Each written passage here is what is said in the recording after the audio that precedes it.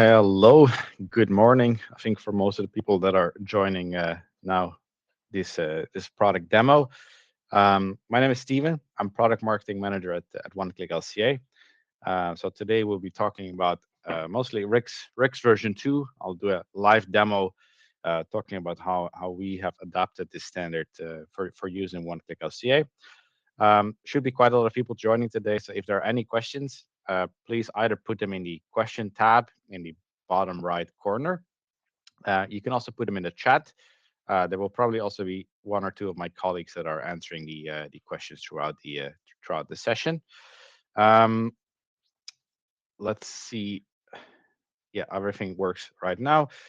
So during today's demo, I'll do a really brief introduction about who we are, One Click LCA, just very short. I'll talk then a little bit about why we are doing this, and then we'll actually do the live demo right away. We scheduled about 30 minutes for this, but it can go a bit over time if there are questions. That's totally fine. And if we have some time, I might actually also really briefly show the infrastructure tool which we have upcoming. Today, we're not going to go too much about the theory. Last week, we had a webinar with Anil from RICS. We discussed a little bit about the journey of RICS so far until version 2. And then we talked also a little bit what are the key differences between 1 and 2. So maybe I'll briefly show some of these today as well. So who are we? We are One Click LCA. We are the largest LCA software for construction and manufacturing. After the quite recent merger, we actually are the largest LCA software across industries. So that's quite nice. I think most of you are familiar with us by now. I see there's also already a question about a webinar. Yes, there is a recording from the previous webinar, and everybody that has signed up for the UK newsletter automatically gets the recording for this one as well. So you don't have to worry about that. But yeah, we work with most of the big, let's say, AC professional firms in the industry, so architects, contractors, engineers, manufacturers, and so on. We have, of course, always had tools for RICS compliance, but now RICS actually launched last year for the first time their software validation program. So we are the first software which is RICS validated, which is very nice. They basically send us a quite comprehensive checklist of all the items that our tool has to be compliant with. Obviously, we always had compliant tools, as I mentioned, even already way before with RICS version 1, the professional standard, and of course also with the Greater London Authority tool that we still have as of today. But it's nice to be officially recognized for our efforts, basically. Um, so yeah, about today's demo, we will do a live demo on the software. So I'll share my screen. I'll open a different tab quite soon. After that, we'll do a Q&A session. Then if you would like to have a demo or so on, there will be some option to indicate this. And as I said, if there's any questions, please put them in the question tab or the chat, and I will try to answer them more to the end. So yeah, let's start with the session now. Let's see if I can share my screen correctly. I'll just separate this one. So you should be able to see my screen right now. Unfortunately, on a single screen right now, that is very messy, but it should work now, I think. So what you see right now here is a project which I have set up, which has the RICS version 2 tool, but also the carbon assessment GLA RICS green mark tool. So the version 1, let's say. I will briefly go over the differences between these. I'll show you what a compliant assessment looks like, and also how we can look at some, let's say, newer mechanics that have been introduced, and of course also the exporting requirements. So first of all, when you open this type of project, currently they both use the same type of data. So there, of course, has been a switch between plus A1 and plus A2 data, but nowadays we can use both. The inputs for the RICS V2 are quite similar. So under the, let's say, version 1 and the GLA one, we have, our building materials, our energy, our water, and whatnot. What we there also had is a discounting scenarios, which under the RICS V2 tool has been automatically included. But other than that, the inputs are very similar. It's just that the options for data within them, let's say scenario-wise, are slightly different. The options for the reporting are slightly different, of course, but in very broad lines, that's about it. Of course, there are many more other things we have integrated. So when we talk about these, there are a couple items that are new here. So we have the pre-construction work, which is new under RSSV2. There are top-up factors related to data uncertainty, which we will cover separately. And that is it versus the new things for input wise. Otherwise, how the RICS V2 tool works in the One Click LCA platform is exactly the same. The data input ways is exactly the same. So we can do this manually by going into, let's say, our building materials or our project description or so on and putting the data there. We can, of course, automate this through Excel or any of the supported plugins we have, or we can actually do this through IFC as well. So if you have an IFC model, we launched a feature for that about half a year ago that you can upload IFC models directly. Um, let's dive directly into this tool. So we start with pre-construction. So under the RSS V2 guide, there are a bunch of new items there. One of these is pre-construction work. So pre-construction work works similar to how the construction site operations used to work, but this happens now in A50. And there are a couple items which you can also relate to, which are attributed to A51. Pre-construction work, you can click, you can add a resource, and this works, as I said, very similar to the previous setup. And there is DEFRA data you can choose from. There's other type of things we can select. The scenario which we can use is taken directly from the RSCS V2 guidance. So we have the default profile, which you can pick here. If you want to find this number, just open the V2 guidance and check this. But we added there. If we do not want to use a scenario, which is totally fine as well, we can also input manually our quantities for electricity consumption and so on and so on. The building materials query, the most important one in that sense, hasn't changed much. There are many inputs which are exactly the same. There are many inputs which now maybe slightly look different just because of our new user interface, but otherwise it should be quite similar. So if we have some resources like I have them here, we can add them. We can, of course, also select, for example, ICE data. We can now also do local sourcing. So if I want to only find resources from specific distance from my construction site, I had set it here to King's Cross. You can do these kind of things as well. So resource selection is still very similar. There are a number of new, let's say, columns here. First of all, we have a simple and an advanced checkbox. If you want to do the full RSCS V2 guide, I would recommend to set this to advanced because there are more data there. The transportation, of course, is set as default by what is requested in the RSCS V2 guide. So there are specific profiles, in this case, the carbon only HEV all diesel, which has to be selected. We can, of course, update these. The profiles are dependent on the type of material and, of course, where they are usually produced.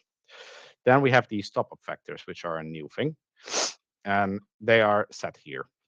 So to those of you familiar with the actual guidance, there are specific items which are manually filled in, which you have to do yourself. So we can, for example, open these ones and fill in the evaluation matrix. For some of these, they're automatically pre-filled, and a geographical representative is one of those. If you have your project address set to the UK, and you have a resource which is from the UK, which my resources here are, these are UK based, it automatically fills those in. Data uncertainty is one that you have to fill in yourself then. And other than that, the columns are quite similar to what they were in the past. There are just more entries now than there were before. So we go through them and see what the difference are there. Energy consumption, they are very similar. There are, of course, the latest profiles based on the DEFRA assessment that we can fill in. There are not much differences to this setup if you compare it to RCS V1 or GLA, actually, in that sense. Water consumption is exactly the same. We use the same setup there. And then we have the construction site. operations. This has more data now. So in the previous version, we already had construction site inputs. There were already demolition scenarios. These are now expanded upon based on the RCSV2 guidance. And there are more inputs that are now separate to these. So we always had already the option to, if we wanted to, put the electricity consumption, the district heating, and so on. But we can now also, for example, look at activity data, so distance traveled to get to the construction site, or fuels consumed, and so on. So these are relatively new inputs, which were not in the previous version just yet. So if we then continue to maintenance, so B3 and B2 were scenario options which were already floated in the first version of the guidance, but how they had to be added and how you can incorporate to the assessment were relatively new. I recall that the first version of the guide said that the industry will make these kind of scenarios. That didn't really happen. So we have average scenarios, which again also are taken directly from the RSCS V2 guidance, which you can use.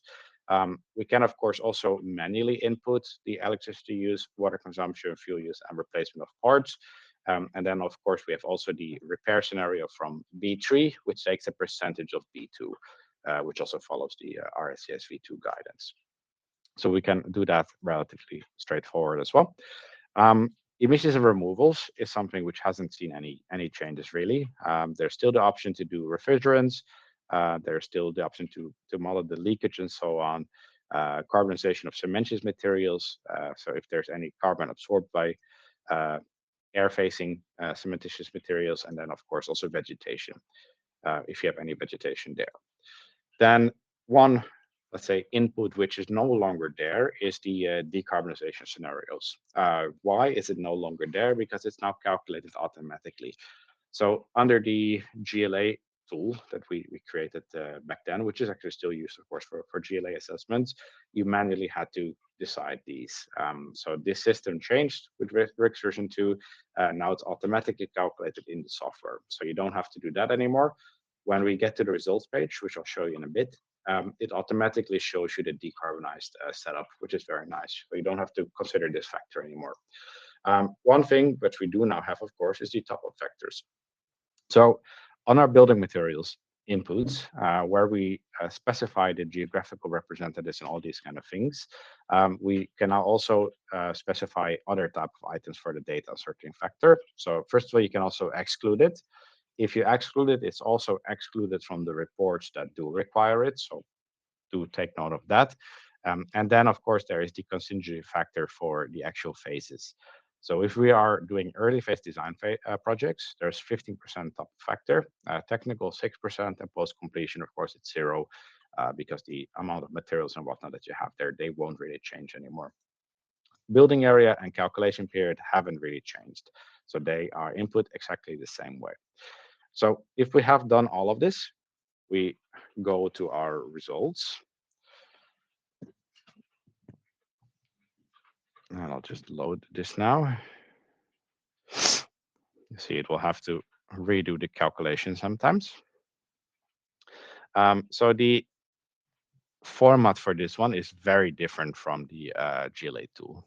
That is, of course, because the formats of all our calculation assessments, they're always tailored to what is required. So this format that I know some of you have liked very much from the RCS V1 and GLA tools, we no longer have the same format here. However, if you still want to sort your results based on building elements, you could, of course, always get the reporting template or the base results report and model them accordingly. Within the results report here, there is always, of course, the options to go deeper into the assessments. So we can open, for example, let's say the B4, B5, and see the results. As you see, there are two little setups here. We have first the main results, which are the total emissions. There we automatically look at the decarbonized and the non-decarbonized. So as I said, these are done automatically. You will see that they do not affect the A1 to A3 because that's, of course, current emissions. But if you look at, for example, the replacements, they, of course, are affected. If you look at the energy consumption, so anything that happens in the future is affected by the decarbonization scenarios, as it should, of course. Then we have the result with the top-up factor. you'll see that in most cases they are higher. In the case of C1 to C4, if there is sequestered carbon, this can end up lower. But that again is according to the methodology guidelines. Then we have the impacts divided by the gross internal floor area. Um, so we have there the decarbonized and the non-decarbonized. And then basically we have all the other items which were just exactly the same way as they were in the other tool. We have a plausibility check, which is a relatively new thing, but not specific to the RICS-V2 tool. And then, of course, all the results and so on.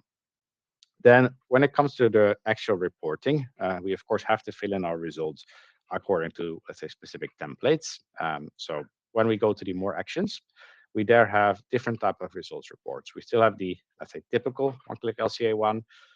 There's a results report specific for RICS. Then we have the reporting template, which is slightly different. Let me just open the one that I just created. So the reporting template generally looks like this. Um, this is also very different from the format we had in RICS V1 and also the GLA template. So nowadays, the reporting structures of the tools we have, they are, I mean, they were always kind of made to tailor-made to fit the reporting templates, but nowadays even more, so they even look like the reporting templates. And then, of course, we have also the asset reporting. So we have the single asset reporting, if we do single assets, and then we have the multiple asset reporting. And these look slightly different as well. So when we go to the single asset reporting, it will report, as I mentioned, on a single asset. So all the information related to it, if it's present in your project, will be reported there. And then if we do multi-asset reporting, which I will show you, multiple assets, you have to select the different type of assets there. What this does require is that you have filled in all the information as required to your project. So in the project that I have here, I just have two designs for RICS version 2. So I'll just really briefly go back to the main page. So we have here the RICS version 2 precast concrete, and we have the RICS version 2 office timber. So going back here, if I select the multi-asset reporting, those are the only options I get. So I don't have more designs, so they are not here. So you can do this up to 4 sub-assets, and if they are there, maybe actually I'll just really quickly show you what it looks like. I download it, it generates a report, it usually takes about a second, and it will automatically have the results for both of my sub-assets. So you have here sub-asset 1, sub-asset 2, and all the information is automatically populated. So that should save quite a bit of time on reporting purposes. And of course, the aggregated and normalized options are shown on the bottom as well. So I would say to, let's say, summarize what we get out of the RICS version 2 tool in really brief lines.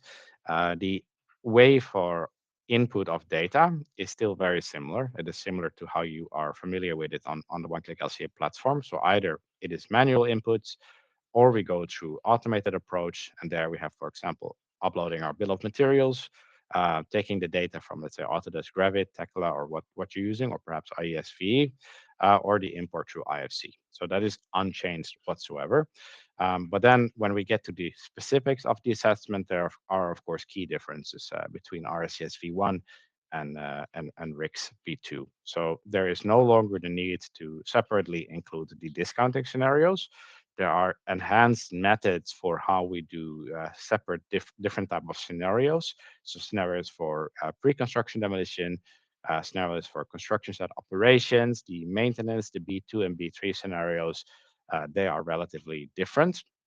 There is virtually no difference in how energy and water are calculated, or for that matter, in main lines, the building materials. But of course, the decarbonization does kick in.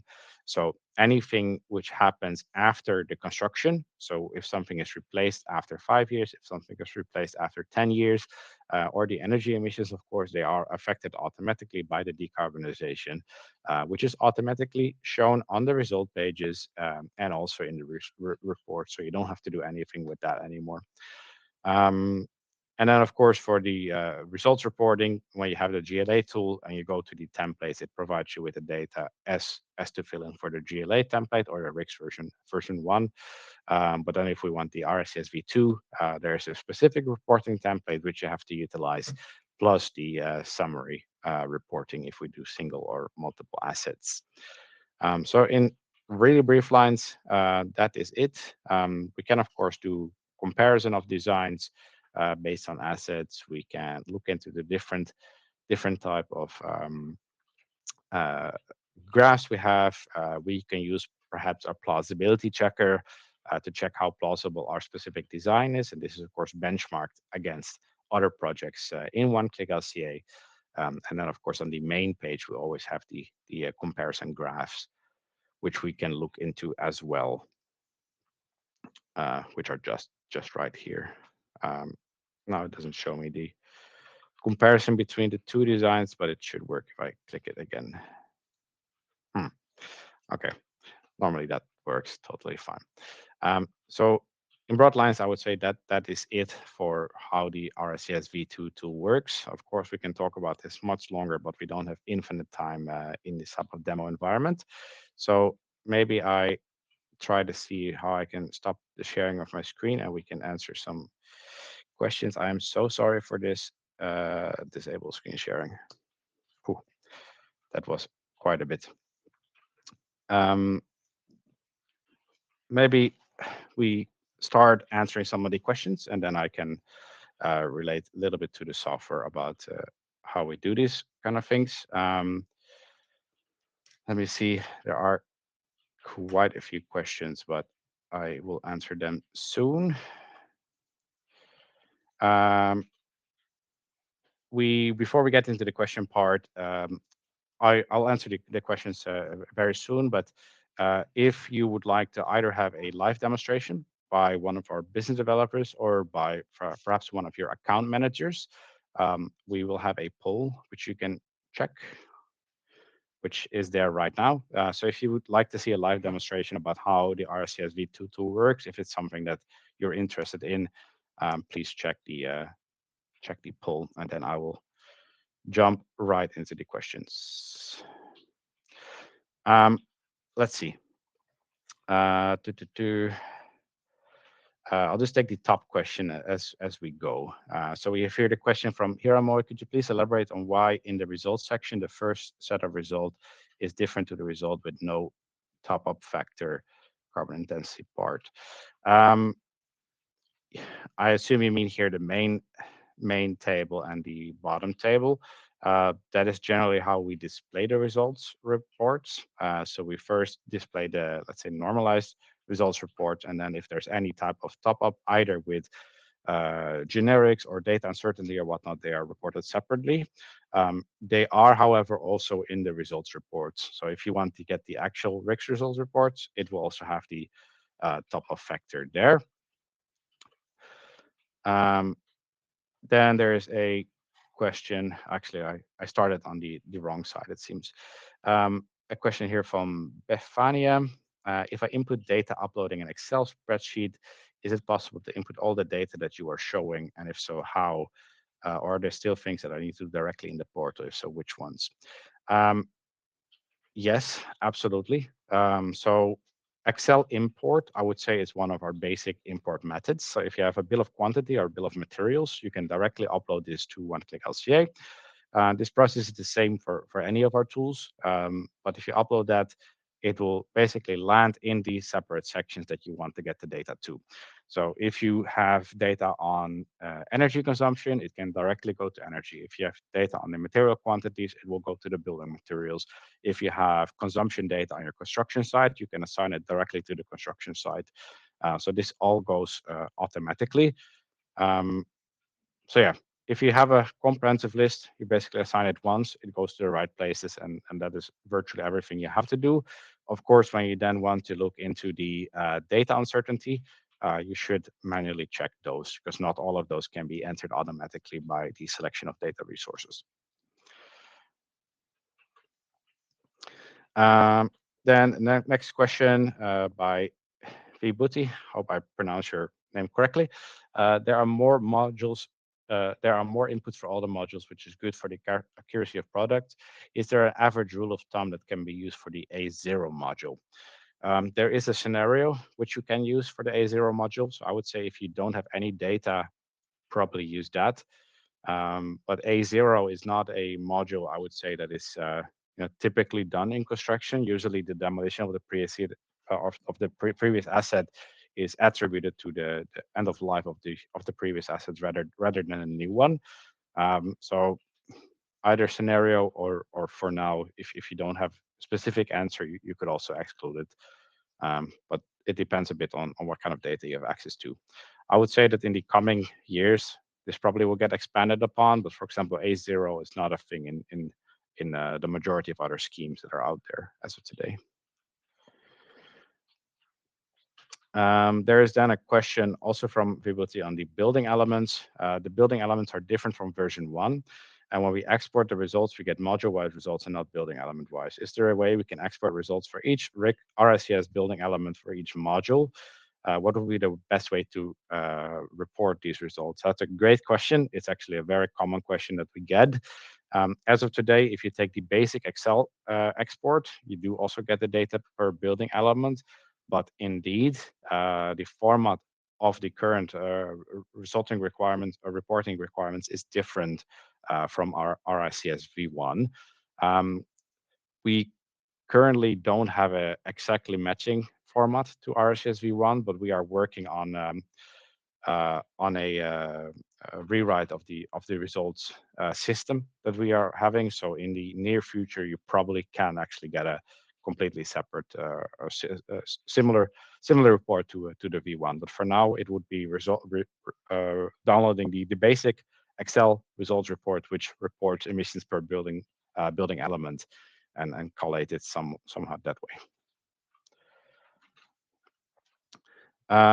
There's here a question from First. Hello, One Click LCA. Is there a way to have the carbon impact per square meter in the results page with the top up factors? I noticed they currently exclude. That's a good question. Not possible right now. I don't know if there is perhaps one of my colleagues from product management in the chat, but that is something that we could discuss. So yeah, good question. I will look into this after this call. Question, the next one from Richard. Why does early design phase warrant a 15% increase for top-up factor? Is there a reason why the top-up factors increase the percentages explained anywhere? As far as my knowledge goes on specifically the 15 and the 6%, these come from the RICS V2 guidance. Technically, of course, the earlier we are in the project, the more likely that the material specification will change. And we generally select generic resources. So if I'm in early design phase, I might choose, let's say, a typical concrete from ICE over, let's say, a specific concrete from Hansen Concrete. So of course, that how do you say, the accuracy and the emissions of a product can change between different stages. This method actually closely resembles also how they do it in DGMB. The earlier you are a project, the higher you have the top-up factor, and the later you are in the project, the more accurate the results are considered. I see there's also quite a few questions right in the chat, but I'll just try to cover the questions here first.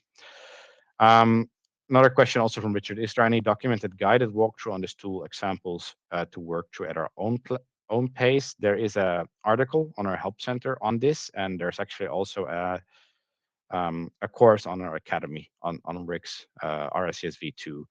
Maybe Laura could link that in the chat. That also takes you through these. And of course, if there's any other type of format that you would like to see, we can of course always work on something like that. There's a question here regarding GLA. I'll put it on the screen. Is if a project is GLA referable for a whole life carbon assessment, uh, if a project is GLA referable for, would we need another tool to export the results for that GLA spreadsheet? Yes. So we have a GLA tool. So when I showed you in the software, that was actually the other one I had in the tool. So that gets you the direct GLA spreadsheet. Unfortunately, the GLA spreadsheet and the RCS V2 reporting templates, they are quite different. So for now, it doesn't export a GLA report. It will have to be done separately. We do have an article specifically on how to fill in the GLA reporting template if you want. It's on the Help Center. Um, Venkatesh says, is carbonization mandatory to be compliant with RICS, or can we skip? It is automatically calculated. Uh, whether it's always mandatory, I cannot fully say, but it's already in the assessment, so you don't have to really worry about it. In GLA, of course, you can manually input it, but in RSS v2, it's automatically done. So you don't have to consider it really. Then there is a question here from Edward. Assuming the transportation distances are automatically calculated when the project address is entered, how do the transport legs get calculated from materials coming overseas? Good question. Transportation distances are not yet automatically calculated, but they will be very likely next software release, I would say. So about 2 releases ago, or 2 releases, 3 software updates ago, we introduced a system to filter by distance, so that now if you want to, let's say, get materials from 50 kilometers from your construction site, you can. Those you can now do because we now have the project address, or if you have filled it in, of course, then we can do that. But the transportation distances are still not automatically done. Um, I think there probably will be a toggle whether if you want to do that or not, because of course RSCS v2 guide does state specific distances and specific methods for transportation. Um, Overseas generally means there will be two legs of transportation. One is then the typical HCV carbon diesel, and the second one would be maritime transport, which is also a default method in RSCS v2. Then there is a question here from Laura. Does the data uncertainty factor need to be enabled in order to be for the assessment to be compliant with RSCS v2? That is a great question. I'm not 100% certain. It automatically is calculated already because for some of the underlying factors of the data uncertainty, we can automatically calculate them. For example, the geographical representative. But the thing is, the quality index is something that only you, the LCA user or consultant, can really specify. So I'm not 100% sure if those are completely mandatory. I expect that there will be more guidance on this in the near future as well. Um, Last question, then I'll enter the chat. Does the RSCS reporting template include the top-up factors? I'll put it here, or is that something we have to add manually? Yes, there are top-up factors automatically shown on the result reporting template. So if you download the reporting template, it will provide you with the results generally as they are, and then there are also the results sections, the columns with the uncertainty included. So you can check those right away. So that were all the questions in the questions tab. Then I think there is quite a lot in the chat. Let me scroll all the way up just to make sure that I catch them all.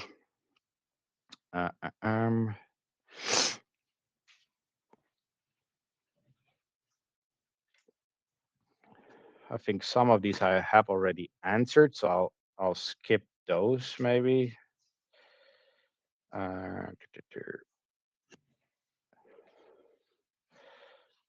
There's a specific question here from Ross. Is there a template for Excel to allow to upload those things? So we do have templates available. You can find these on the Help Center, but nowadays you can upload anything.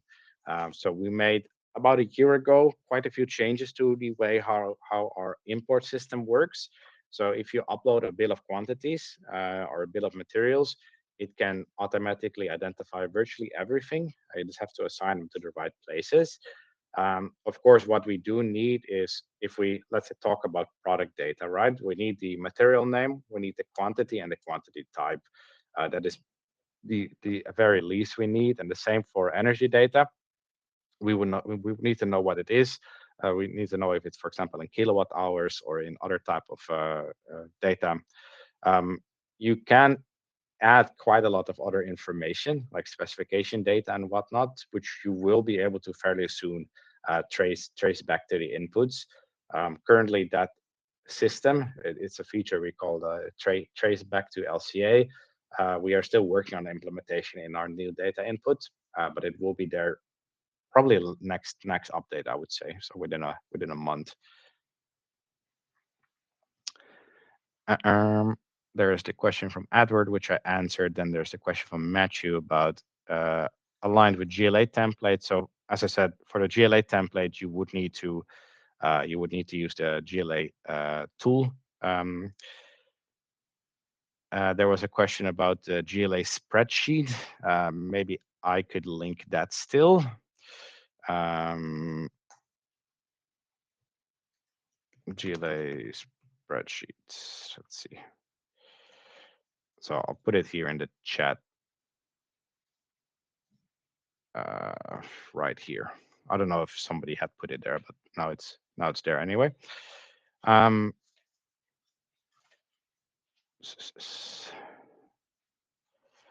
Anthony says module C seems to have uncertainty factors which are very different. Where are these data points taken? At times I see a factor of 77% or 60%. I'm not 100% sure where you are now referring to. Maybe you could reach out directly to our support team, because I cannot see this is currently in our software. There's a question here from Magdalena about the RICS core seems to have a glitch, cannot register. I will check into that very soon. I was actually thinking, is there any interest in seeing the RICS V2 tool for infrastructure? I could really briefly show that if there is people that are interested in doing that kind of assessment. Alrighty. Let me just change that slightly because I don't want to have this weird setup. One moment. I will share my screen. It will only take a minute. Share. So now I should be sharing my infra. No, I don't want to log out. To those of you who are familiar with infrastructure, so this won't take too long. We have different type of infrastructure tools. And when we specifically talk about the UK, we have, of course, BRIAM infrastructure, which was previously called SQL, which has different setup. Then there's now the EN 17472, which technically is PAS 2080 2023 aligned. And then, of course, now we have the RICS V2 for infrastructure, which is completely new with the RICS V2 guide. So this is something that wasn't there before. Which one you want to do, I guess it's kind of up to your project specifications, but I know that there has been quite a lot of interest in RICS V2 for infrastructure. So do know that this tool will probably be available, I would say, next month or the month after, because we are still going to the process of also getting it validated with RICS. Input-wise, as you see, BRIAM is relatively limited input-wise. EN 17472 and PAS have a bit more inputs, and then of course the V2 looks very similar to building in that sense.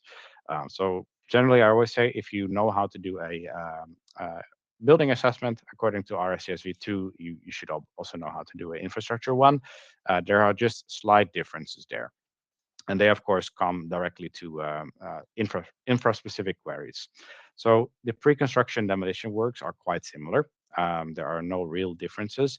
But of course, there we have the earthworks and mass sourced. That is slightly different. Also, when we talk about construction materials, the framing for these are slightly different. You can change it, by the way, in the new UI if you want to do different type of setup. But there we don't, for example, look at foundation and whatnot. We look at geotechnical structures, construction work, system, and paving and services. Energy also is quite similar, but here you would, of course, look at the consumption of an infrastructure asset over its entire period. So it's a bit longer usually. And if you talk about the highway or whatnot, this usage can be significantly more. Water consumption, we can also, for example, consider cleaning and these kind of things. Um, Construction site operations is exactly the same, but do note, of course, that with, I would say, typically larger infrastructure projects, there would be far more consumption on this side. Emissions removals still is very similar. Maintenance here is then the inputs which change slightly a bit more.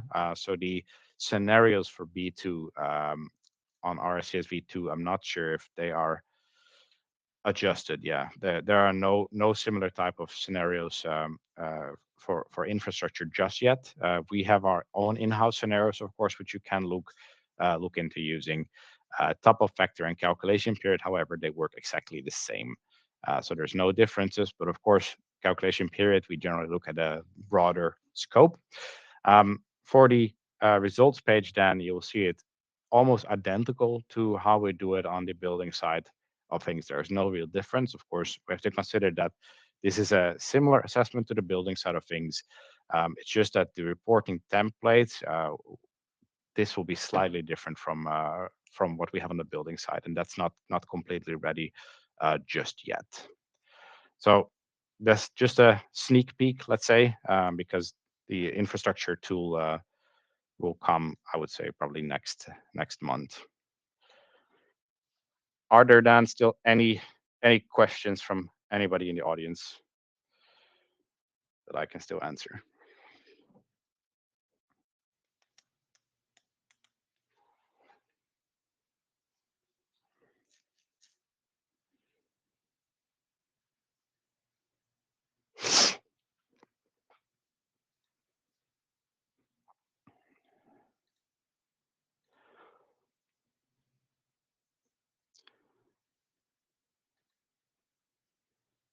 I can still wait a minute or two, but if not, of course, you can always reach out to one of our business developers, or if you're already one of our customers, one of our account managers to discuss RCS V2.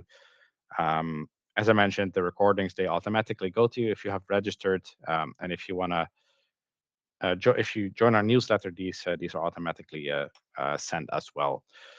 So then, other than that, thank you very much for joining today. Reach out, please, if you have any questions, and hope you have learned something about RCS V2 in One Click LCA. Cheers.